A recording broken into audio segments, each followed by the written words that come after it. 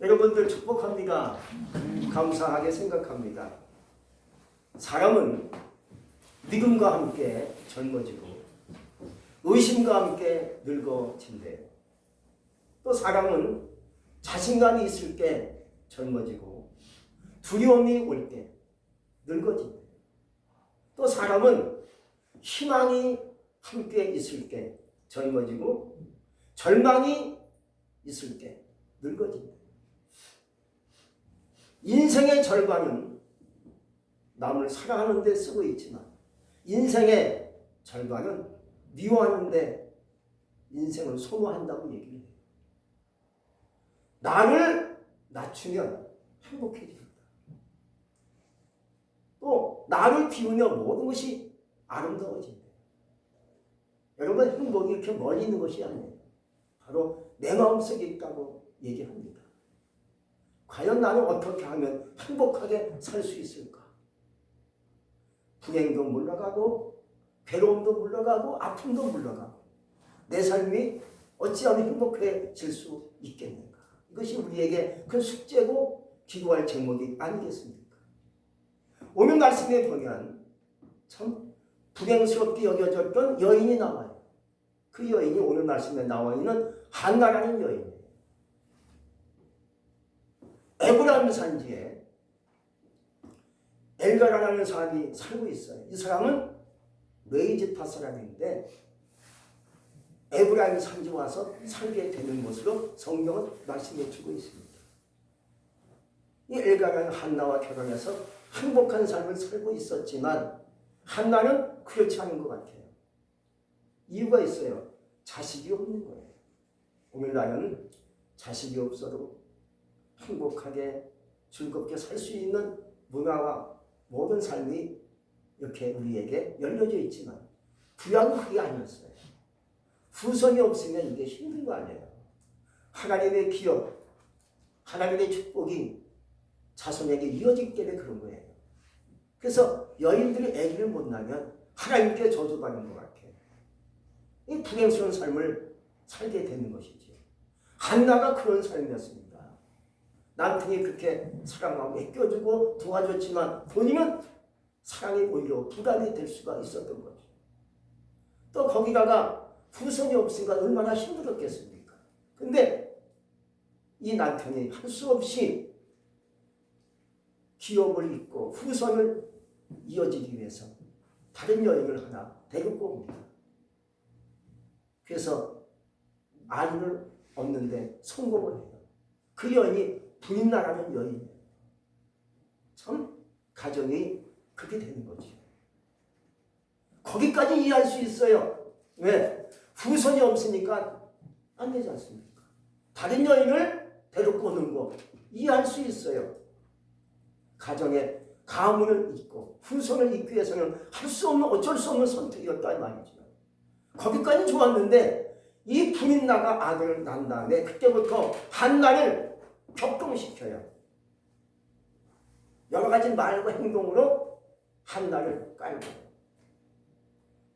말로 이상한 얘기를 해요. 이런 거지요. 성경에 없는 얘기지만 짐작할 수 있는 얘기가 아닙니까? 형님 그러지 마세요. 애기도 못 낳는 주제에 나한테 이라라 얘기하지 마세요. 나는 이 집에 아들을 낳았어요 하고 말하니까 한나 마음이 굉장히 힘들고 억울한 거예요. 마음에 격동이 일어나는 거예요. 아니 얘가 난리 났네. 이게 무슨 시지? 하지만 말할 수 없는 것이죠. 애기를 못 낳니 무슨 자격이 있겠습니까? 분인나는 더 의기양양해서 한나를 연장에 대고 야단치기도 하고 깎아시기도 하고 막 그러니까 한나의 마음이 속상한 거예요. 행복할 수 없는 거지요. 즐거울 수 없는 거지요. 마음이 너무 고통스럽고 불행한 사랑꾼으로 이어지는 거지요. 남편이 사랑하고 도와주고 내가 있으니 염려하지 마시오. 내가 10 알을보다 낫지 않느냐 하고 이거하지만 상한 마음, 괴로운 마음을 누가 털어낼 수 있겠습니까? 털어낼 수 없는 것입니다. 사람은 한 가지 때문에 한 가지로 인해서 행복과 불행이 갈라진다는 얘기예요. 한 가지가 있으면 행복할 것 같고 근데 한 가지가 없으면 행복하지 않는 것 같아요. 그렇게 얘기를 하고 있어요. 이런 거죠. 어떤 사람은 이렇게 얘기합니다. 내가 건강만 하면 뭐든지 할 수 있을 텐데 건강하지 못하니까 힘들다. 행복하지 못하다라고 얘기해요. 또 어떤 사람은요. 내가 배우지 못한 것이 아니다. 내가 배웠으니 이렇게 내가 살지 않았을 텐데라고 그 한 가지로 마음에 고통이 있다는 거죠. 또 어떤 사람은 내 부모님이 일찍 돌아가신 바람에 내가 지금까지 고생하는 것 같아. 부모님이 살았으면 지금까지 살았으면 내가 이 고생을 안 했을 텐데 라고 얘기합니다. 그러니까 한 가지야. 나는 돈이 없는 게 아니야. 돈만 있으면 내가 행복할 텐데 라고 얘기하죠. 과연 그럴까요? 돈이면 다 될까요? 그렇지 않다는 겁니다. 오늘 한나는 그 한 가지가 뭡니까? 자식이었습니다. 자식만 있으면 내가 행복할 텐데 자식이 없는 것이 아니다. 아무리 남편이 나를 사랑하고 애껴주고 도와주지만은 내 마음은 그렇지 않다는 거예요. 너무 괴로운 거예요. 행복하지 못한 거예요. 그것이 한나의 마음이었습니다. 그러나 행복이 우리 곁에 없는 것입니까? 행복이 멀리 있는 것입니까? 그렇지 않다는 거예요. 가까이 있을 수 있는 것이 행복인데 오늘날 젊은이들은요 힘들죠. 젊은이들은 집이 없다는데 행복하지 않다는 거예요. 집이 없으니까 결혼도 안 하겠다는 거예요. 집이 없으니까 아기도 낳을 수 없다고 일그러진 삶을 살고 있는 것이죠. 과연 이것이 무엇인지 생각해 봐야 되지 않겠습니까? 행복이 뭐길래 불행이 뭐길래 그거 하나 없다고 그거 하나 있다고 행복과 불행이 갈릴 수 있단 말이에요. 오늘 이 한나는 행복한 삶을 위하여 한 가지 결단을 하면서 행복의 시작에 길이 열리는 것을 볼 수가 있습니다. 한나는 어떤 결심을 하겠습니까? 그래, 내가 하나님의 성전, 하나님의 교회에 나아가 하나님께 기도하리라 하고 결심을 하면서 그의 행복이 시작되는 것을 볼 수가 있습니다. 첫째 한나의 기도는 여호와께 기도하고 통곡하는 기도를 했다고 얘기했습니다. 이 말의 의미는 아주 힘들고 고통스러운 마음을 하나님께 통곡으로 바꾸었다는 거예요. 이게 참 중요한 거예요. 사람마다 고통이 없을 수는 없지요. 사람마다 힘든 것이 있고 근심이 있어요. 그러나 그것을 어떻게 바꿀 것인가가 가장 중요한 현실적인 문제라는 거예요. 절망에서 절망으로 나가면 비극으로 치닫는 거예요. 고통에서 고통을 나가면 이게 힘든 거예요. 근데 반전도 있어요. 고통이 있으면 기쁨도 있다. 절망이 있는데 희망도 있다. 가난함도 있는데 부함도 있다. 그거예요. 어리석음도 있는데 지혜도 있다. 그 말이에요. 이거 뭔지 아십니까? 세상에 온통 고통만 있어. 가난만 있어. 질병만 있어. 어리석음만 있으면 이것은 지옥이죠. 근데 세상은 지옥은 아니에요. 지옥이 아니고요. 세상에는요. 힘든 것도 있지만 즐거움도 있다는 거예요. 내 곁에. 내가 심히 고통스러운데 또 내 옆에는 즐거움도 있을 수 있다는 거죠. 난 절망이 있어. 그러나 우리 곁에 희망도 있다는 거예요. 바로 이 말은 하나님이 역사하시면 내 인생 역전, 반전 될 수 있다는 거예요. 우린 그러므로 살다 보니까 가끔은 외로워요. 힘들어요. 외로워서 나는 못 살겠어. 그럴 수 있지만 내 옆에 누가 계십니까? 하나님이 계신다는 거예요. 우린 그러므로 한나가 오늘 고통과 절망과 불행을 하나님께 통곡으로 마음을 바꿨다는 거예요. 이게 중요한 오늘 메시지예요. 여러분들은 무엇로 바꿀 수 있겠습니까? 난 외로워서 못 살겠어요. 힘들어서 못 살겠어요. 라고 할 때 여러분의 마음을 하나님께 찬송으로 내 인생을 바꿀 수 있기 바랍니다. 아니 지금 절망에 갇혀 있습니까? 절망을 하나님께 바라봄으로 소망의 주님을 바라봄으로 내 마음을 바꿀 수 있기 바랍니다. 아니 지금 정말로 희망이 없어요. 원망만 있어요. 라고 생각하는 분이 있습니까? 이제 하나님께 그 마음을 감사로 바꿀 수 있기를 주의 이름으로 축복합니다. 바꾸면 세상이 달라지겠죠?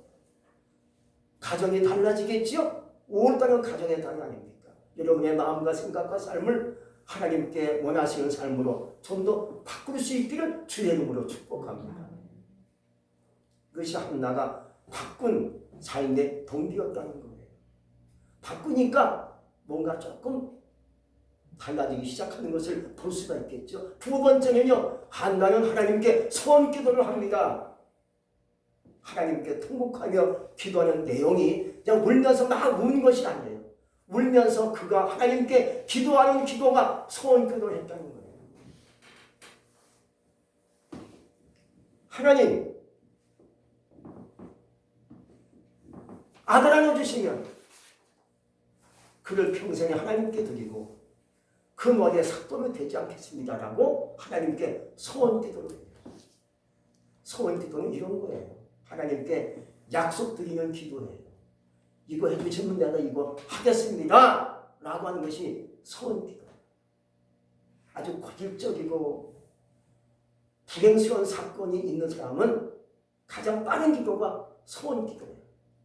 나에게 저주가 있는 것 같아. 불행이 계속 나에게 오는 것 같아. 이런 사람은요, 소원 기도함으로 저주의 골수를 끊을 수 있기를 주의 이름으로 축복합니다. 바로 이런 거지요. 하나님, 우리 아들이 불치에 등에 걸려서 죽어가고 있는데 우리 자식 살려주시면 내가 하나님께 그 자식을 바칩니다. 이게 소원 기도예요. 또 나에게 물질과 건강 주시는 하나님께 크게 헌신합니다. 이게 소원 기도. 하나님 내 사업을 크게 축복하시면 내가 교회 짓겠습니다. 이게 소원 기도. 근데 참 놀라운 것은요, 하나님께 소원 기도 빠르게 하나님 응답하신다는 거예요. 요나서 2장 9절에 보니까 요나가 큰 물고기 뱃속에 들어가지 않습니까? 왜 들어갔겠습니까? 하나님의 뜻을 어기고 딴 길로 가다가 하나님이 풍랑을 통해서 요나를 물속에 빠지게 합니다. 하나님이 첫 번째 오셔서 말씀하기를 요나야, 네 말씀하세요. 오늘 저 큰 성읍 니느웨로 가서 내가 준 말씀을 가서 외쳐라 하고 얘기했을 때 알았습니다 하고 예 했는데 요나는 딴 길로 갑니다. 딴 길로 가다가 배 타고 가다가 풍랑 만나 결국은 요나가 물속에 바다에 던져지지 않습니까? 근데 하나님이 큰 물고기를 예비하셔서 물고기가 요나를 삼키게 합니다. 요나가 3일 동안 고기 대속에 돌아가서 전망 가운데 기도하지요. 그의 기도가 2장 9절에 나와요. 하나님께 감사 제사 드린 다음에 주여 주께 소원을 갚겠습니다 라고 소원 기도해요. 하나님이 그 기도 받으셨어요. 그리고요, 하나님 물고기를 명하십니다. 야 토해. 그러니까 물고기가 요나를 울컥 토해가지고 요나가 육지에 나옵니다. 그게 요나가 니느웨로 가서 복음을 막 외치는 거예요. 하나님께 소원을 갚는 역사가 나타나게 된 거지요. 그 창세기 28장에 보면 야곱이 소원 기도하는 것을 볼 수가 있어요. 야곱이가 형님의 낯을 피하여 도망치는 겁니다. 왜 도망치는 겁니까? 형님의 장자권 팥주한 있어요. 빼앗았거든요. 형님이 에서를 죽이려고, 에서 형님이 야곱을 죽이려고 해요. 어머니가 빨리 야곱을 저 하란 외삼촌 집으로 빼돌리려고 가게 합니다. 혼자 막 걸어가다가 베들레헴 이었을 때 거기서 잠을 잡니다. 4줄 가까이 여러분 찬송하시고 거기 뭐 야곱이 잠 깨요. 그 찬송에 나와요.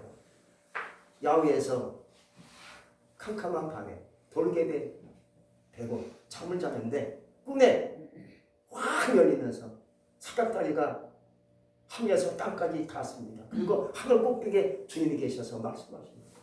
이걸 보고 보니까 너무나 놀란 거예요. 깨보니 여기가 하나님이 계신 곳이구나 하고 걷다가 돌을 쌓고 하나님께 소원 기도해요. 내가 쌓은 이 기둥에 하나님의 전이 세워질 것이고 내가 무사히 다시 집으로 돌아가며 하나님께 10분의 11조 하나님께 드리겠습니다라고 소원 기도해요.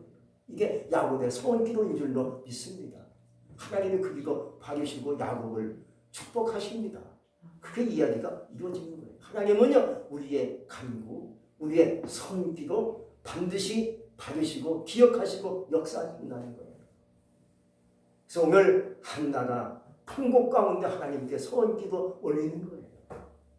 아들 하나 주시면 그 하나가 없어서 불행하고 힘든 삶이었는데 하나님 제가 아들 하나 주시면 하나님께 그 아들 평생에 바칩니다 하고 소원 기도해요.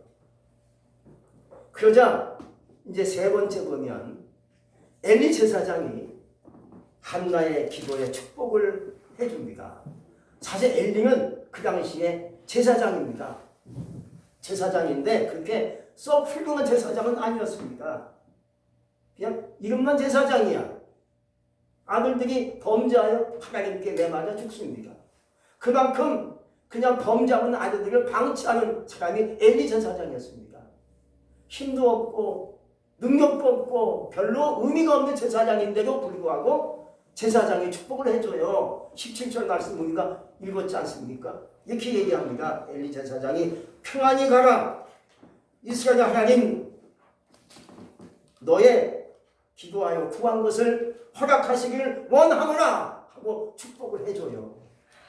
어리석고 미련하고 정말로 죄가 있는 그러한 엘리 제사장이었지만 그래도 한나를 축복합니다. 평안히 가라. 하나님 너의 구한 것을 허락하시기를 원한다 하고 축복하니까 한나가 에휴 자격도 없는 사람이 나에게 축복을 해줘요? 이렇게 안 합니다. 제사장이니까 그 말씀 믿고 안 하고 집으로 가는데요. 가서는요 더 이상 숫에 근심 빚지 없이 행복하게 먹고 마시고 잘 지냅니다. 이것이 한나의 말씀을 갖고 간 신앙이었습니다. 여러분들도 이 땅에 살면서 나에게 주신 축복의 메시지가 뭐겠습니까? 그 말씀을 마음속에 심고 갈 수 있기를 주의 이름으로 축복합니다. 아직은 한나에게 아들이 주어진 거 아니에요. 아무런 증거도 없고 보여진 것도 없고 손에 잡힌 것 없지만은 한나는 말씀을 그대로 믿고 아멘하고 집으로 갑니다. 가서는요 행복하게 살아요. 할렐루야 살아요. 그러다가 잉태를 합니다. 잉태하는데요 그 아들이 누구야? 이름을 사무엘로 정하는 거예요. 참 기가 막힌 거지요. 사실 한나는요 애기 낳을 수 없는 여인이었습니다. 오늘날도 애기가 잘 안 되는 여자 있잖아요. 그런 식입니다. 아무리 했어도 애기가 안 돼. 생산이 안 되는 그런 여인이었는데 하나님이 역사하니까 그냥 애기가 잉태되는 거예요. 놀라운 거지요. 하나님이 안 되는 거 어디 있습니까? 하나님이 하시면 다 되지 않겠습니까?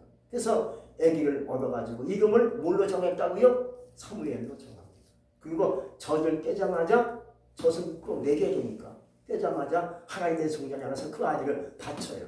그리고 경전에서 성장하게끔 합니다. 나중에 이 아이가 커서 이스라엘 나라의 대선지자가 되는 거예요. 그래서 사무엘 선지자가 되는 거죠.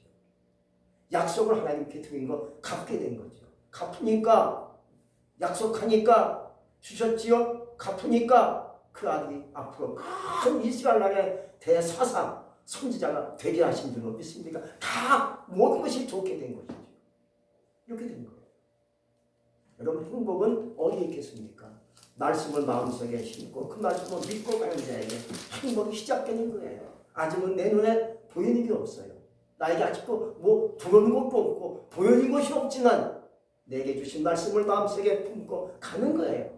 가니까 더 이상 근심할 필요가 없어요. 절망할 필요 없는 거예요. 낙심할 게 없는 거죠. 왜? 내 마음속에 메시지가 왔어.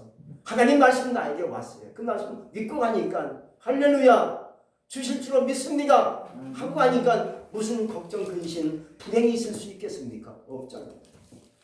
옛날에 어떤 사람이 행복을 찾아 길을 나섰대요. 행복하지 못한 것 같아요. 그래서 행복을 얻고자 길을 나섰는데 길을 가다가 물어봤어요. 선생님, 행복을 찾으려고 길을 나섰는데 행복이 어디 있을까요? 하고 물어보니까 길 가던 사람이 제가 알기로는 저 산 넘어가면 행복이 있다는 말을 들었소입니다. 그냥 한번 저 산 넘어가시면 될 거 아니겠습니까? 라고 답을 해줘요. 그래서 알았습니다. 기쁨으로 산을 힘차게 하루 이틀 걸려서 넘어갑니다. 넘어가면 행복이 없는 거예요. 행복이 어디 있어요? 없잖아요. 그 실망해서 또 길 가다 물어봅니다. 선생님, 이 산 넘어오면 행복이 있다고 얘기 들었는데 보니까 행복이 없어서 또 물어봐요. 행복이 어디 있습니까? 하고 물어보니까 그 사람이 저도 잘 모르겠지만 저 산 한 번 더 넘어가면 행복이 있다는 말을 들었습니다. 그래요? 이 사람이 또 행복을 찾으러 산을 넘어갑니다. 계속 넘어갑니다. 그래서 넘고 또 넘고 그렇게 하다 결국 죽었대요. 행복은 산 너머에 있는 게 아니에요. 행복은 저 산 너머에 있는 게 아니에요. 행복은 바로 내 마음속에 있는 거예요. 누가복음 17장 21절에 말씀합니다. 하나님의 나라는 여기 있다 저기 있다고도 못하리니 하나님 나라는 바로 너희 안에 있다라고 우리 주님께서 말씀해 주고 있어요. 우리 마음속에 행복이 있어요. 우리 마음속에 기쁨이 있어요. 예수님께는 나에게 무엇이 왔어요? 성령님이 오셔서 내 마음을 인도하시고 이끌어주시고 기도하게 하시고 감사하게 하시고 찬송하게 하시고 믿음으로 가게끔 우리를 성령으로 인도하시는 거예요. 이것이 하나님의 복인 줄로 믿습니다. 행복이 이웃에 있는 게 아니에요. 행복이 저 밖에 있는 것도 아니에요. 행복이 저 미국에 있는 것도 아니에요. 행복이 제주에 있는 것도 아니에요. 행복이 우리 안에 있는 줄로 믿습니다. 우린 그러므로 하나님의 복된 삶이 되길 원하십니까? 하나님 말씀을 마음속에 품고 전쟁할 수 있기를 주의 이름으로 축복합니다. 여러분 먼저 마음속에 내게 무엇이 있는지를 여러분들이 아시기 바랍니다. 하나님은 나에게 내 마음속에 행복된 복의 말씀을 주셨어요. 하나님이 세상을 창조하시고 아담과 하와를 지으신 다음에 주신 말씀이 뭐였겠습니까? 바로 복을 주겠다라고 얘기했어요. 예수 믿고 하나님을 섬기는 내 마음속에 뭐가 오겠습니까? 행복된 복된 말씀이 나에게 오기 시작합니다. 이 복의 말씀을 마음속에 품고 그래요. 생각해보니까 내 마음속에 행복이 있었네요. 내 마음속에 하나님의 은혜가 있었네요. 내 마음속에 하나님의 복된 역사가 나에게 있었군요. 이걸 내가 알게 되는 거예요. 저는 몰랐지요. 없는 줄 알았는데 지금 보니까 생각해보니까 찬송하고 기도해보니까 내 마음속에 하나님 복이 있다는 것을 내가 느끼게 되는 줄로 믿습니다. 이제 내게 주신 말씀을 마음속에 품을 바랍니다. 그 말씀을 품고 주여 내게 주신 말씀을 믿고 갑니다. 내게 없는 거 있게 하시고 부족한 거 채워주시고 연약한 거 강건케 해주시고 어리석은 내 마음을 지혜롭게 만들어주세요 하고 오늘 한나가 시작이 결심이었습니다. 내가 하나님께 나가서 통곡하며 기도하리라. 이것이 행복의 시작이었던 것처럼 나도 이 시간 하나님께 나아가 기도하겠습니다. 힘들 때 찬송하겠습니다. 어려울 때 하나님께 감사하겠습니다 라고 결심하며 나가실 때 내 마음속에 모든 저주가 물러가는 거예요. 두려움이 물러가는 거예요. 내 마음속에 고통이 물러가는 거예요. 내 마음속에 불행선 사건이 물러가는 거예요. 그리고 내 마음속에 행복의 역사가 다시 깃들고 핏깬 역사로 시작될 줄로 믿습니다. 하나님 주신 말씀을 가지고 오늘도 기도하며 5월달을 아름답게 또 복되게 감사하며 살 수 있기를 주의 이름으로 축복합니다. 기도하겠습니다. 전능하신 하나님 감사합니다. 하나님께서 우리를 지금까지 인도하신 그 은혜 진실로 감사해요. 내게 행복이 있었음에도 불구하고 내 마음속에 하나님의 복된 빛이 있었음에도 불구하고 그걸 내가 잘 몰랐고 나도 모르게 원망하고 나도 모르게 정말로 불평했고 나도 모르게 그만 힘든 삶을 살 때가 있었습니다. 이제 그러고 보니까 내 마음속에 하나님의 은혜가 있었고 하나님의 능력이 있었고 하나님의 복이 내 마음에 있었던 것을 내가 알게 됩니다. 감사합니다. 이제 주님께서 주신 말씀을 가지고 주님께서 허락하신 복된 말씀을 가지고 나가길 원합니다. 내 마음의 고통을 찬송으로 바꾸길 원합니다. 내 마음의 원망을 감사로 바꿀 수 있기를 원합니다. 그래서 내 마음과 내 가정의 행복과 하나님의 빛이 임하기를 원합니다. 예수 이름으로 감사하며 기도했습니다. 아멘. 할렐루야.